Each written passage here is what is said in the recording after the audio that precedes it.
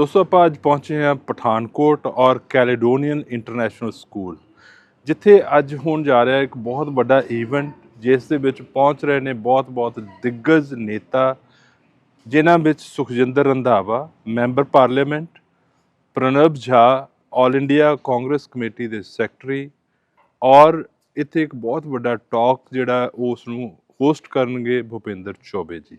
ਸੋ ਬਹੁਤ ਸਾਰੇ ਪਠਾਨਕੋਟ ਦੇ ਲੋਕ ਜਿਹੜੇ ਆ ਉਹ ਅੱਜ ਇਕੱਠੇ ਹੋ ਰਹੇ ਆ ਔਰ ਸਵਾਲ ਜਵਾਬਾਂ ਦੀ ਤਰਤੀਬ ਹੋਏਗੀ। ਇਹ ਸਾਰੇ ਆਯੋਜਨ ਨੂੰ ਇੱਕ ਕਿਸਮ ਨਾਲ ਅਸੀਂ ਕਹਿ ਸਕਦੇ ਹਾਂ ਕਿ ਸੰਯੋਜਿਤ ਕਰ ਰਹੇ ਨੇ ਸ੍ਰਿਜਲ ਗੁਪਤਾ ਜੋ ਕਿ ਡਾਇਰੈਕਟਰ ਨੇ ਕੈਲੇਡੋਨੀਅਨ ਇੰਟਰਨੈਸ਼ਨਲ ਸਕੂਲ ਪਠਾਨਕੋਟ ਦੇ। ਸੋ ਕਿਸ ਤਰੀਕੇ ਦਾ ਈਵੈਂਟ ਹੋਏਗਾ ਆਓ ਦੇਖਦੇ ਹਾਂ ਇਹ ਸਾਰਾ ਈਵੈਂਟ ਔਰ ਉਸ ਤੋਂ ਬਾਅਦ ਫਿਰ ਆਪਾਂ ਮਿਲਦੇ ਹਾਂ।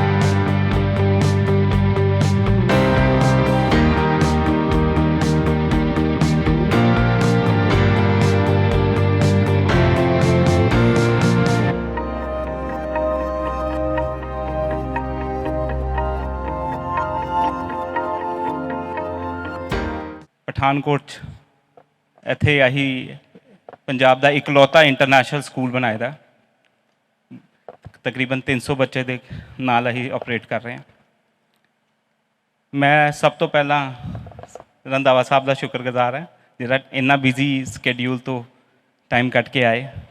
मेरे बड़े भरा प्रणव झा जी जो स्पेशली दिल्ली से सुबह आए हैं, उनके साथ भूपेंद्र सर जो सुबह दिल्ली से स्पेशली इस इवेंट के लिए आए हैं, सरदार पाड़ा साहब, नरेशपुरी अंकल जी जिहड़ा टाइम अपना इन्ना कीमती वक्त कट के ते स्कूल च पधारन दा बस एक छोटा जिहा एफर्ट है कि पठानकोट का जिहड़ा यूथ है, पठानकोट का जिहड़ा मतलब नाम है वो सिर्फ 2016 के टैररिस्ट अटैक नाल जुड़िया जाए।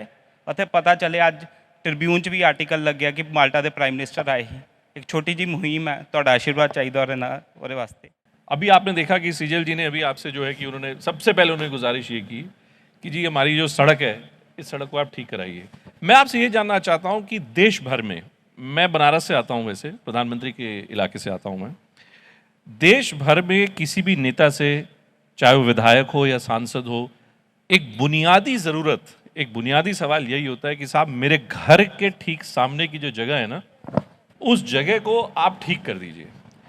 ये विधायक और सांसद से जो ये एक्सपेक्टेशन है, क्या ये एक्सपेक्टेशन वाजिब है? विधायक सांसद से पहले ये बताइए एक्सपेक्टेशन होनी क्या चाहिए जनता की? देखिए गुप्ता जी, आपने जो कहा बिल्कुल ऐसे ही है कि किसी गांव में चले जाओ, किसी सिटी में चले जाओ, कहीं भी चले जाओ, हमारे लोग आज तक गली और नाली से ही बाहर नहीं आए। और ये पॉलिटिकल सिस्टम का और वोट लेने का जो है कि कैसे लोग अपनी डिमांड रखेंगे, हम लीडर बनेंगे, हम बोलेंगे वहाँ स्टेज पर कि जी हमने आपको ये दिया, जब तक ये पॉलिटिकल आदमियों के दिमाग से नहीं निकलेगा ये डिमांड आती रहेगी। दूसरी बात जो सिस्टम हमारा बन गया है कि पहले मैं वहाँ भी हमने बात की थी कि 5 ईयर प्लान जो है, 5 ईयर प्लान में हम यही सोचते हैं कि इलेक्शन टू इलेक्शन ये प्लान लंबा होना चाहिए कि हम कंट्री को कहाँ लेकर जाएंगे, कैसे करेंगे। और एक गांव को, जहाँ गांव है उसकी एक गांव की पूरी डेवलपमेंट कैसे करनी है, उसके बाद लिख देना चाहिए कि इस गांव को पूरा डेवलप कर दिया, अब अगला गांव लेंगे। हम एक गली बना देते हैं, दूसरी 10 छोड़ देते हैं। तो डिमांड वहीं की वहीं रह जाती है। मैं आपको बताऊं, आपकी पार्टी के मतलब राहुल गांधी जी जो नेता हैं आपके, एक बार राहुल जी ने कुछ जर्नलिस्टों को बुलाया, उन्होंने ये सवाल पूछा, उन्होंने मुझसे कहा कि चौबे जी ये बताइए आप कि आपकी एमएलए से क्या एक्सपेक्टेशन है, आपकी एमपी से क्या एक्सपेक्टेशन है, और बोले बताइए अगर एमएलए और एमपी दोनों से एक्सपेक्टेशन एकदम सेम है तो फिर तो पॉलिटिकल मॉडल ही फेल हो गया। सो मैं इसलिए सबसे पहले मैं ये समझना चाह रहा हूं कि एमएलए और एमपी, भाई आपने इतना लंबा आपका राजनीतिक करियर रहा है, आपने हर तरीके के आपने चुनाव देखे हैं, आप बाकी भी राज्यों के आप चुनाव लड़वाते हैं। क्या हम as a society, as a लोकतंत्र, क्या हम अभी भी बुनियादी मसलों पर ही अभी भी अटके हुए हैं क्या? बिल्कुल बुनियादी मसलों पर ही अटके हुए हैं, और मेरे ख्याल के अभी हम निकल भी नहीं पाएंगे। निकल भी नहीं पाएंगे? निकल भी नहीं पाएंगे। तो फिर तो पॉलिटिक्स ही फेल हो गई पूरी। तो पहले कौन सी भाग रही है? आप किसी भी स्टेट में चले जाइए कि हम ऐसी बातें करते कि हम आपको ये देंगे, हमें वोट डालो, हम आपको ये फ्री करेंगे। कोई बात नहीं करता कि हम एजुकेशन में कैसे आगे जाएंगे, हेल्थ सिस्टम अपना कैसे ठीक करेंगे, इंफ्रास्ट्रक्चर कैसे आगे लेकर जाएंगे। जब तक पॉलिटिकल पार्टियों में एजुकेशन, हेल्थ और इंफ्रास्ट्रक्चर की बात नहीं आएगी, तब तक ये ऐसे ही चलता रहेगा और ये सिस्टम जो है फेल नहीं और ज़्यादा खराब होगा। भाई पंजाब के इकोनॉमिक इंडिकेटर्स और नॉर्थ इंडिया के इकोनॉमिक इंडिकेटर्स में ज़मीन आसमान का फ़र्क है। लेकिन क्या ये सच नहीं है कि आप बनारस जाएं, प्रयागराज जाएं या आरा जाएं, मोतिहारी जाएं, कहीं भी जाएं, आप अब झारखंड में चले जाएं, बात घूम फिर के वहीं रहती है कि मेरी सड़क पे गड्ढा है, मेरे घर के बाहर वाटर लॉगिंग हो रही है, या मुझे फ्लाईओवर चाहिए। क्या सन 47 से लेके अब तक 2025 हो गया, हमें आज़ादी मिली सन 47 में, क्या भारत में हमेशा राजनीति क्या गरीबी ओरिएंटेड ही रहेगी क्या? मैं समझना चाह रहा हूं। धन्यवाद भूपेन। मुझे याद है कि किसी और वाक्य में इस बारे में हम बात कर रहे थे, और मेरा अनुभव है, और देश के अलग अलग राज्यों में घूमने के बाद मेरा ये अनुभव है। मैं कहता हूँ कि मेरा मूल राज्य तो बिहार है, पर विभाजन के बाद बिहार झारखंड हो गया। तो ये समस्या जो है ये उत्तर के राज्यों में ज़्यादा है, और दक्षिण के राज्य को मैं मानता हूँ कि वो अभी भी जो हैं वो हमसे अभी तो क्या मतलब, वो हमसे कम से कम 3-4 दशक आगे हैं। क्योंकि वहाँ ये सुविधाएं, ये जो मूल मुद्दे हैं, वो सड़क हो, स्वास्थ्य हो, इंफ्रास्ट्रक्चर हो, वो एक जो है विकसित राज्य के पैमाने पर उनको देख सकते हैं। सफाई का मामला हो, वो शायद इस वजह से हुआ क्योंकि समाज में जागरूकता शायद पहले आ गई वहाँ, और लोगों ने जाति पाति धर्म से उठकर अपने ज़रूरतों के हिसाब से वोट करना शुरू किया।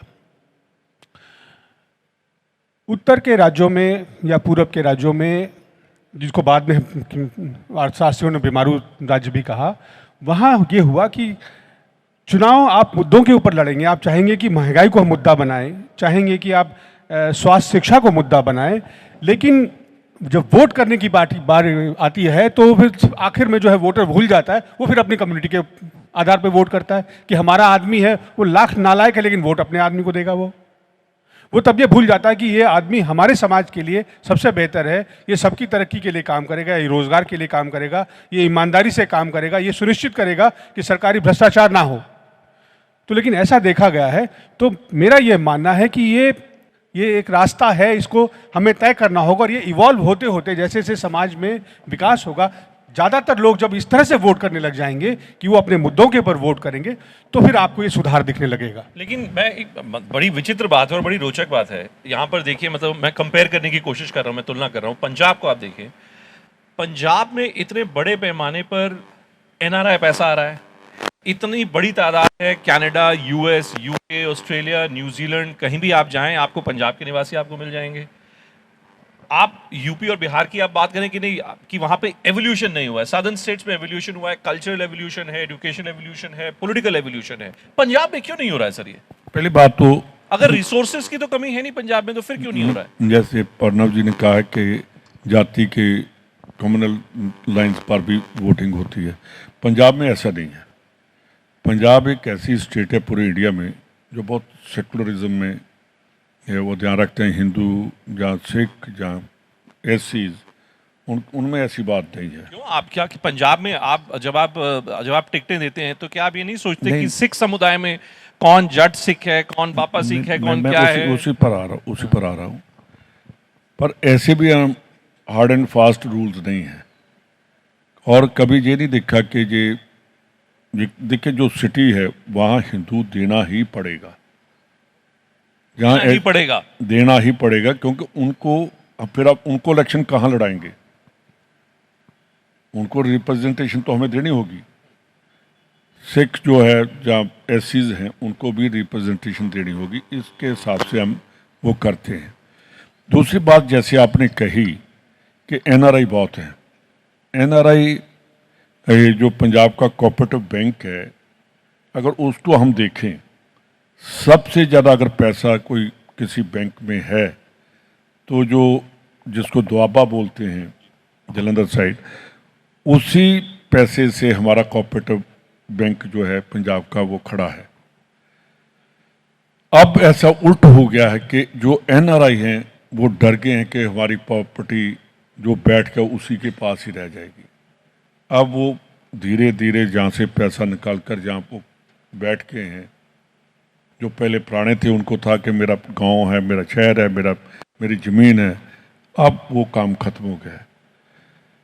जब तक पॉलिटिकल पार्टीज, मैंने आपको पहले भी कहा था वहाँ हम बैठे थे, कि हमें अपनी सोच बदलनी होगी, वोटर की सोच बाद में बदलेगी।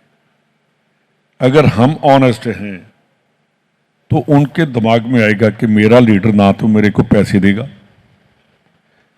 ना मेरे को शराब भेजेगा, ये वोट जाएगी तो उस लीडर को जाएगी जो लीडर पंजाब के लिए काम करेगा या देश के लिए काम करेगा। अच्छा, मैं आपसे एक बात पूछता हूँ, क्या आप वाकई यहाँ पर जो पठानकोट की इतनी प्यारी जनता जो बैठी है, क्या आप दिल पे हाथ रख के ये कह सकते हैं सरदार जी की राजनीति में ना ऑनेस्टी बेस्ड राजनीति संभव है? राजनीति में अगर कोई 2% नहीं लेगा तो राजनीति कैसे होगी, मुझको ये बताइए। जी बिल्कुल बात ठीक है। जो पुराने लीडर थे उस टाइम जब वो गांव में जाते थे तो मैंने अपने फादर को ही देखा, जहाँ जो सामने बैठे हैं इनके भी, तो उस टाइम जो लोग आते थे कि आज वोट के लिए आएंगे, लोग लाइन में खड़े होते थे, कोई 5 रुपये, कोई 10 रुपये, कोई 20 रुपये, जो बहुत देता था वो 100 रुपया। तो वो लीडर के लिए वो कहते थे कि हम आपको जो वोट दे रहे हैं, पैसा दे रहे हैं, आप हमारे साथ वादा करके जाओ कि आप ऑनेस्ट रहोगे। अगर वो ऑनेस्ट नहीं रहा तो नेक्स्ट टाइम उसको वो वोट नहीं डालते थे, उसको हरा कर भेजते थे। अब उल्ट हो गया कि क्या देकर जाओगे, क्या आगे दोगे। आए हो तो क्या लाए हो, जाओगे तो क्या छोड़ के जाओगे? छोड़ के जाओगे। ये जब तक ये पब्लिक सामने बैठी है, जब तक ये अवेयर नहीं होगी कि भाई साहब आप करप्ट हो, आपको वोट नहीं डालेंगे, ये देश कभी तरक्की नहीं करे। मुझे एक बात है प्रणव जी, अभी मतलब बड़ी इंटरेस्टिंग टॉपिक फॉर डिस्कशन है, करप्शन इन पॉलिटिक्स। अभी देखिए दिल्ली में कल जो है चुनाव की अभी मतगणना मतलब काउंटिंग हुई, हमने देखा क्या हुआ। बहुत जोर शोर से बड़ा एक शोर मचाया गया दिल्ली में कि अरविंद केजरीवाल जी भ्रष्ट हैं, कि शीश महल टॉपिक है।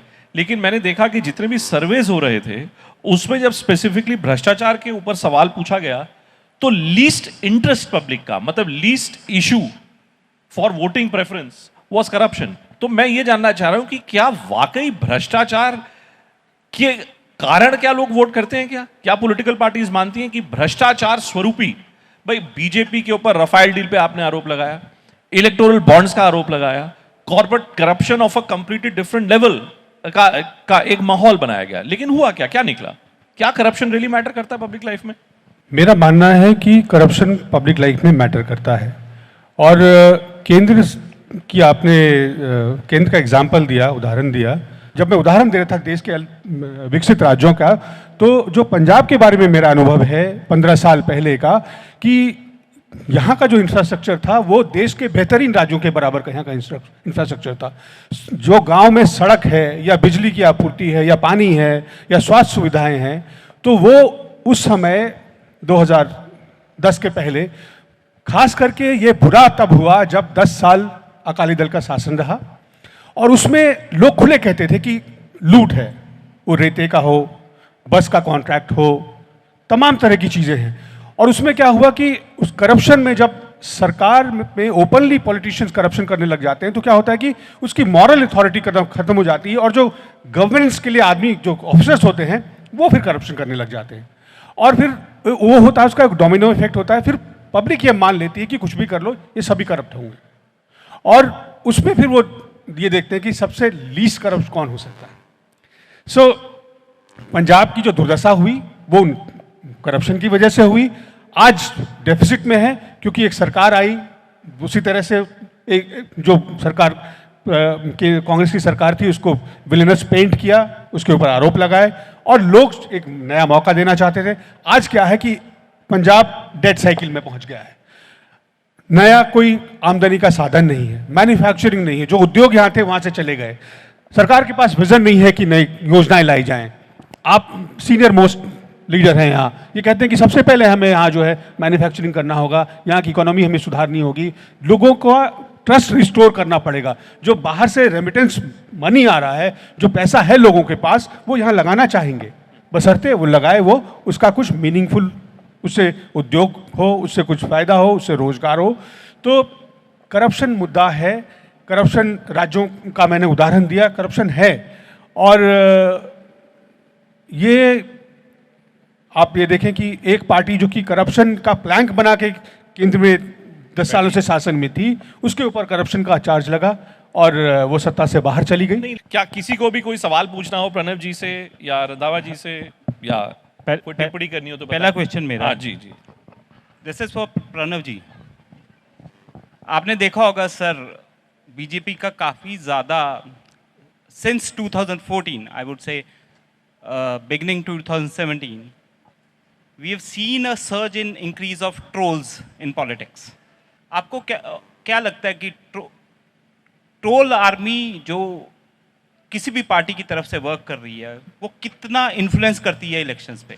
Coming to another point, just to make a point over here, Rahul Gandhi ji को 20 साल से ट्रोल कर रहे हैं, but hats off to that person जिन्होंने 20 साल से ट्रोल अटैक्स वो झेल रहे हैं और still he is very much active. Now what do you think कि ट्रोल आर्मी इन्फ्लुएंस करती है वोटर्स को? अगर करती है तो कितने एक्सटेंट तक करती है? इज इट अर्बन वोटर्स और रूरल वोटर्स? हमारा जो मूल सिद्धांत है, सामाजिक सिद्धांत, सभ्यता का सिद्धांत है, वो सत्य, अहिंसा, शांति का है। और अनफॉर्चुनेटली जो लोग सत्ता में आज काबिज हैं, वो उनकी आस्था इस विचारधारा में नहीं है। वो ट्रोल करने में विश्वास करते हैं, मिथ्या भाषण में विश्वास करते हैं, अशांति में विश्वास करते हैं। गांधी के शहादत दिवस पर गोडसे को सेलिब्रेट करते हैं। तो ये एबेरेशन है, ये बहुत 5000 साल की सभ्यता में ये 10 साल जो है बिल्कुल ये स्पेक की तरह है। तो ये भी दौर है, ये चला जाएगा, क्योंकि जैसे मैंने कहा कि यहाँ जो नई पीढ़ी बैठी है ये समझती है चीज़ों को और जल्द ये अपनी चीज़ों को अपने हाथ में लेगी और भूल सुधार करेगी। myself Sanjeev, I am working with Doordarshan Jalandhar. मेरा क्वेश्चन कांग्रेस दोनों लीडर से है कि 5 साल में इलेक्शन होते हैं, जो एमएलए लूज़ कर जाता है वो लोगों से कट जाता है, उसको पता है कि 4 साल के बाद मैं लोगों के पास जाऊंगा और फिर मैं वोट के लिए डिमांड करूंगा। अब प्रॉब्लम ये है कांग्रेस की सबसे बड़ी, मुझे लगता है हमारे एरिया में तो है कि जो लूज़ कर गया वो लूज़ कर गया, लेकिन सेकंड लीडर ही वहाँ पे पैदा नहीं होने दिया जाता है। कांग्रेस अगर सपोज अगली बार टिकट देगी, किसको देगी? वो या तो उसी को देगी या सेकंड ऑप्शन ही नहीं है उनके पास कि सेकंड कौन है, थर्ड कौन है, फोर्थ कौन है। लीडरशिप क्वालिटी आप प्रोड्यूस ही नहीं कर रहे हो। ये सबसे बड़ा क्वेश्चन है कांग्रेस के सामने मेरे हिसाब से। ये आपने असेस करना है, इसको देखना है। थैंक यू सो देखिए, मच। एक क्वेश्चन तो बहुत अच्छा किया है आपने। जो मैं वही वही कहता हूँ कि जो सेकंड या थर्ड लीडरशिप है वो पैदा होनी चाहिए, पर उसमें कैपेबिलिटी भी होनी चाहिए कि आगे कौन है। अगर हम घर बैठे ही करते रहेंगे कि मैं लीडर हूँ, मैं लीडर बनूंगा, ये लोगों में जाना पड़ेगा। बिल्कुल ठीक बात है कि आज से 30 साल पहले एक चीफ मिनिस्टर है, उसके बराबर का एक और लीडर खड़ा था, उसके बराबर का थर्ड भी खड़ा था और फोर्थ भी खड़ा था। अब कमी है। ਸਾਡੇ ਐਮਪੀ ਤੁਸੀਂ ਹੋ, ਸਾਡੀ ਦੌੜ ਤੁਹਾਡੇ ਤੱਕ ਹੈ। ਤੁਹਾਨੂੰ ਜੋ ਵੀ ਕੁਐਸਚਨ ਪੁੱਛਦੇ ਆ ਤੁਹਾਡੇ ਕੋਲ ਉਹਦਾ ਸਾਰੇ ਆਨਸਰਸ ਹੈ। ਅਸੀਂ ਡਾਇਰੈਕਟ ਦਿੱਲੀ ਤੱਕ ਨਹੀਂ ਪਹੁੰਚ ਸਕਦੇ, ਤੁਸੀਂ ਦਿੱਲੀ ਪਹੁੰਚ ਸਕਦੇ ਹੋ, ਤੁਸੀਂ ਦਿੱਲੀ ਹੀ ਹੁੰਦੇ ਹੋ। ਫਿਰ ਵੀ ਸਾਡੇ ਕਈ ਇੱਥੇ ਐਸੇ ਮੁੱਦੇ ਨੇ ਜੋ ਅਸੀਂ ਜਾਂ ਕਾਂਗਰਸ ਪਾਰਟੀ ਦੇ ਜਾਂ ਬਹੁਤ ਸਾਰੇ ਲੀਡਰਸ ਦੇ ਐਸੇ ਮੁੱਦੇ ਨੇ ਕਿ ਜੋ ਕਿ ਹੱਲ ਨਹੀਂ ਹੋ ਰਹੇ ਔਰ ਕਾਂਗਰਸ ਦਾ ਡਾਊਨਫਾਲ ਆ ਰਿਹਾ। ਤੁਹਾਡੇ ਕੋਲ ਸਾਰੇ ਆਨਸਰਸ ਹੈ, ਫਿਰ ਵੀ ਉੱਪਰ ਤੱਕ ਨਹੀਂ ਪਹੁੰਚ ਪਾ ਰਹੇ ਕਿਆ? नहीं, पार्टी च कि गवर्नमेंट च? ਪਾਰਟੀ 'ਚ ਸਰ। पार्टी च काफ़ी सुनते हैं, राहुल गांधी ਜਾਂ ਉੱਪਰਲੇ ਲੀਡਰ ਖੜਗੇ ਸਾਹਿਬ ਪੂਰਾ ਧਿਆਨ ਵੀ ਦਿੰਦੇ ਨੇ। ਪਰ ਇੱਥੇ ਇੱਕ ਪ੍ਰੋਬਲਮ ਇੱਕ ਹੋਰ ਆ ਜਾਂਦੀ ਆ ਕਿ ਕਈ ਵਾਰ ਮਜਬੂਰੀ ਵੀ ਹੋ ਜਾਂਦੀ ਆ। ਉਹ ਮੇਰਾ ਖਿਆਲ ਕਿ ਉਹ ਥੋੜੀ ਜਿਹੀ ਸਾਨੂੰ ਆਪਣੇ ਆਪ ਨੂੰ ਠੀਕ ਕਰਨਾ ਪਏਗਾ। लाइक पंजाब के बहुत सारे युवा हैं जो विदेशों में जाके काम करना चाहते हैं, तो आपकी पार्टी उस बारे में क्या सोचती है कि अगर वो यहाँ रह के काम करेंगे विकास में सहायक होंगे, या फिर उनका विदेश जाके काम करना ही सही है, और या उनके काम के लिए क्या योजनाएं हैं आपकी तरफ से? देखो, मैं भगवंत मान जैसा तो नहीं कह सकता कि बाहर से विदेशों से आकर अंग्रेज काम करेंगे जी। तो वो पॉसिबल नहीं है। पहली बात, जो पंजाब का ब्रेन बाहर जा रहा है, पंजाब का यूथ बाहर जा रहा है, +2 के बाद हमारे कॉलेजेस बंद हो रहे हैं, यूनिवर्सिटीज़ में स्टूडेंट नहीं है, उनको रोकने के लिए हम बहुत काम करना पड़ेगा। जी सर, बिल्कुल। पहली गल तो उनको सिक्योरिटी होनी चाहिए। ज़्यादा जो माँ बाप हैं उनके दिमाग में है कि हमारा बच्चा जहाँ रहेगा वो गैंगस्टर बन जाएगा, हमारा बच्चा इधर रहेगा वो ड्रग में चला जाएगा। उस जब तक लॉ एंड ऑर्डर मेंटेन नहीं होगा ये बच्चे नहीं रुकेंगे। यहाँ पे बात हुई, भाई साहब ने बोला कि एक बार जो विधायक बनता है वो दूसरी बार जब नहीं बनता 4 साल वो मिलता नहीं है। मेरा मानना है पर्सनली कि वो अपने आप में तो सेकंड टाइम हो सकता है लोग फिर उसको एमएलए बना दे, मगर ऐसे लोग कभी भी पार्टी का एसेट नहीं बन सकते। ये आप पहले, मेरी सजेशन है कि ऐसे लोगों को, ऐसे लीडर्स को आइडेंटिफाई करना पड़ेगा कि जो एक बार बन गया उसको मतलब 4 साल क्यों सो रहा है वो। अगर वो सो रहा है, अगर लोग उसको दोबारा जिता सकते हैं तो वहाँ पर और भी बहुत कांग्रेसी बैठे हैं, उसको भी जिता सकते हैं। जो 4 साल लोगों में रहा, पार्टी को उसको कंसिडर करना चाहिए। दूसरी बात, हम जब भी आइडेंटिफाई करते हैं ना पार्टी के लिए, कोई एमएलए टिकट के लिए या किसी चेयरमैन बनाने के लिए, सबसे हमारी प्राथमिकता होनी चाहिए कि हमें एमएलए नहीं ढूंढना, उसके अंदर एक लीडर ढूंढना है। अगर हम लीडर पैदा करेंगे तो एमएलए वो बार बार बनता जाएगा खुद ब खुद। आप सब लोगों की बातों का देख रहे हो, लब्बो लुआब है वो ये है कि this thought, this leadership question, policy etcetera, इस सब का एक बेसिक एक स्टार्टिंग पॉइंट होता है, और उस स्टार्टिंग पॉइंट को ट्रिगर करने के लिए मैं सृजल भाई और उनकी पूरी टीम को हार्दिक शुभकामनाएं देता हूं। बड़ा अच्छा आपने कार्यक्रम किया आज यहाँ पर, और इस प्रकार के जो डायलॉग सेशंस हैं ये और होने चाहिए, ताकि आप ही के जो पठानकोट में जो साथी हैं, लोगों को अलग अलग लोगों को सुनने का, मिलने का उनको मौका मिलता है। ਪਠਾਨਕੋਟ ਦੀ ਜਨਤਾ ਨੂੰ ਇੱਕ ਜਾਗਰੂਕ ਕਰਨ ਦਾ ਇੱਕ ਪ੍ਰੋਗਰਾਮ ਹੈ ਜਿਸ 'ਚ ਅਸੀਂ ਚਾਹੁੰਦੇ ਹਾਂ ਕਿ ਪਠਾਨਕੋਟ ਜਿਹੜਾ ਹੈ ਉਹਨੂੰ ਸਿਰਫ ਔਰ ਸਿਰਫ ਇੱਕ ਛੋਟੀ ਟ੍ਰੇਡਿੰਗ ਟਾਊਨ ਦੇ ਬਾਰੇ ਦੇ ਨਜ਼ਰੀਏ 'ਚ ਨਾ ਵੇਖਿਆ ਜਾਏ, ਬਲਕਿ ਉਹ ਉਸ ਤੋਂ ਬਿਯੋਂਡ ਜੋ ਵੀ ਪਠਾਨਕੋਟ ਦੀ ਜਿਹੜੀ ਮਤਲਬ ਪਠਾਨਕੋਟ ਦੀ ਆਈਡੈਂਟੀਟੀ ਚੇਂਜ ਕਰਨ ਦਾ ਇੱਕ ਛੋਟੀ ਜਿਹੀ ਮੁਹਿੰਮ ਹੈ। ਆਉਣ ਵਾਲੇ ਟਾਈਮ 'ਚ ਅਸੀਂ ਹੋਰ ਐਸੇ ਪ੍ਰੋਗਰਾਮ ਕਰਨ ਦੀ ਕੋਸ਼ਿਸ਼ ਕਰਾਂਗੇ ਤੇ ਕੋਸ਼ਿਸ਼ ਹੈ ਕਿ ਸਾਲ 'ਚ ਐਟਲੀਸਟ 4 ਤੋਂ 6 ਐਸੇ ਪ੍ਰੋਗਰਾਮ ਕੀਤੇ ਜਾਣ। ਦੋਸਤੋ ਤੁਸੀਂ ਦੇਖਿਆ ਕਿ ਬਹੁਤ ਤੇਜ਼ ਤਰਾਰ ਟਾਕ ਜਿਹੜੀ ਆ ਉਸ ਦਾ ਆਯੋਜਨ ਕੀਤਾ ਗਿਆ। ਸੁਖਜਿੰਦਰ ਰੰਧਾਵਾ ਕਾਂਗਰਸ ਦੇ ਮੈਂਬਰ ਪਾਰਲੀਮੈਂਟ, ਪ੍ਰਣਬ ਝਾ ਆਲ ਇੰਡੀਆ ਕਾਂਗਰਸ ਕਮੇਟੀ ਦੇ ਨੈਸ਼ਨਲ ਸੈਕਟਰੀ ਔਰ ਇਸ ਸਾਰੀ ਟਾਕ ਨੂੰ ਹੋਸਟ ਕੀਤਾ ਭੁਪਿੰਦਰ ਚੌਬੇ ਨੇ। ਸੋ ਇਹ ਸਾਰਾ ਈਵੈਂਟ ਜਿਹੜਾ ਇਸ ਨੂੰ ਕੰਸੀਵ ਕੀਤਾ, ਆਯੋਜਿਤ ਕੀਤਾ Srijal Gupta, director Caledonian international school Pathankot. ਬਹੁਤ ਸਾਰਾ ਕੁਝ ਫਰੂਟਫੁਲ ਇਸ ਟਾਕ ਦੇ ਵਿੱਚੋਂ ਨਿਕਲ ਕੇ ਆਇਆ। ਲੋਕਾਂ ਦੀ ਸ਼ਮੂਲੀਅਤ ਬੇਮਿਸਾਲ ਸੀ ਔਰ ਬਹੁਤ ਸਾਰੇ ਲੋਕਾਂ ਨੇ ਆਪਣੇ ਪ੍ਰਸ਼ਨ ਵੀ ਰੱਖੇ ਔਰ ਉਸ ਦਾ ਨਿਵਾਕਰਨ ਵੀ ਕਰਨ ਦੀ ਕੋਸ਼ਿਸ਼ ਕੀਤੀ ਗਈ। ਆਸ ਕਰਦੇ ਹਾਂ ਕਿ ਦਰਸ਼ਕ ਇਸ ਗੱਲਬਾਤ ਨੂੰ ਜ਼ਰੂਰ ਪਸੰਦ ਕਰਨਗੇ ਔਰ ਸਾਨੂੰ ਆਪਣੀ ਫੀਡਬੈਕ ਜ਼ਰੂਰ ਦੇਣਗੇ। ਬਹੁਤ ਬਹੁਤ ਸ਼ੁਕਰੀਆ, ਧੰਨਵਾਦ।